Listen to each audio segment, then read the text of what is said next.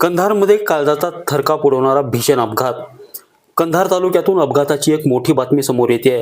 बहादरपुरा फुलवळ रस्त्यावर भरधाव झायलोने 2 दुचाकींना उडवलं असून या भीषण अपघातात एकाचा मृत्यू झालाय तर 2 जण मृत्यूशी झुंज देत आहेत.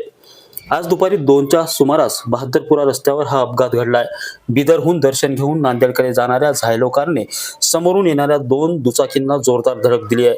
या धडकेत पानभोसी येथील राजू लक्ष्मण डुबुकवाड यांचा उपचारादरम्यान मृत्यू झालाय, तर विजय अमृतवाड आणि शुभम तिगोटे हे 2 युवक गंभीर जखमी झाले असून त्यांच्यावर कंधार ग्रामीण रुग्णालयात उपचार सुरू आहेत. घटनेची माहिती मिळताच कंधार पोलिसांनी तात्काळ धाव घेऊन जखमींना मदत केली आहे. सध्या पोलीस ठाण्यात गुन्हा दाखल करण्याची प्रक्रिया सुरू आहे.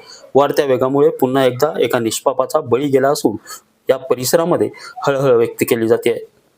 कंधारहून विश्वंभर बसवंतेसह नितीन बनसोडे, एकमत डिजिटल, कंधार.